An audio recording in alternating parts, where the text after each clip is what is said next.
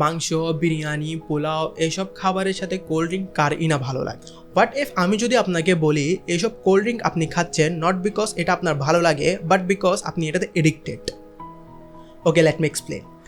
প্রথম সিপ যখন আপনি মুখে দেন, এই কোল্ড কার্বোনেটেড ড্রিঙ্ক, চিনি, ক্যাফেন এগুলো আপনার ব্রেনের মধ্যে ইনস্ট্যান্টলি ডোপামিন রিলিজ করে।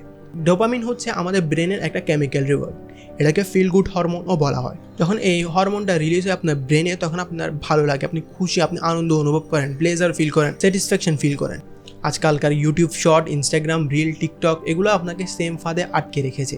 আপনি প্রতিনিয়ত এন্ডলেস স্ক্রলিং করতেছেন জাস্ট বিকজ অফ একটা নতুন ভিডিও দেখার জন্য, একটা নতুন কন্টেন্ট দেখার জন্য, একটা নতুন ডোপামিন স্পাইকের জন্য। প্রবলেম তখন হয় যখন আপনার ব্রেন এই শর্ট টার্ম প্লেজারে অভ্যস্ত হয়ে যায়।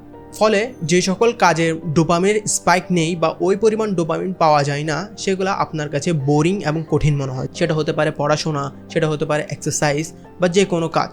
আপনি একটা জিনিস লক্ষ্য করে দেখবেন, যখন আপনি অনেকক্ষণ ধরে ইনস্টাগ্রাম, টিকটক, রিলস এগুলো ইউজ করবেন, তখন আপনার থেকে অনেক ছোটো ছোটো কাজগুলো অনেক বোরিং মনে হবে, অনেক কঠিন মনে হবে। এখন বলি বডির মধ্যে কী কী ক্ষতি হয়।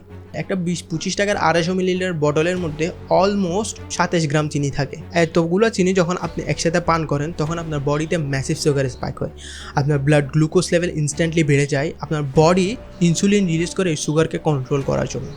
তারপর পরে আসে ক্র্যাশ, আপনার এনার্জি লেভেল ডাউন হয়ে যায় এবং আবার খাওয়ার ক্রেভিং হয়। আপনি এই সাইকেলটা যতবার রিপিট করবেন, আপনার ডিপেন্ডেন্সি তত বেশি বৃদ্ধি পাবে। শুধু এনার্জি ক্র্যাশ না, লং টার্মে এটা আপনার হেলথের উপর অনেক নেগেটিভ ইম্প্যাক্ট ফেলে। আপনার টাইপ 2 ডায়াবেটিসের রিস্ক বাড়ায়, গ্র্যাজুয়ালি আপনি ওবেসিটি ডেভেলপ করা শুরু করেন, আপনার হার্ট ডিজিজ বাড়ে, আপনার লিভার ফ্যাটি লিভারে পরিণত হয়, আপনার দাঁত ড্যামেজ হয়, আপনার স্কিন এজিং ফাস্ট হয়।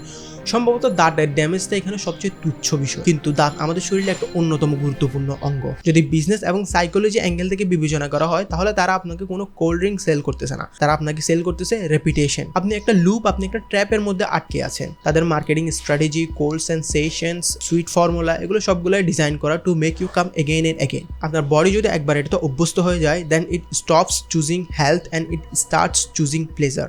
জাপানে একটা প্রবাদ আছে, the best time to plant a tree was 20 years ago and the next best time is now. I think it's high time to say no.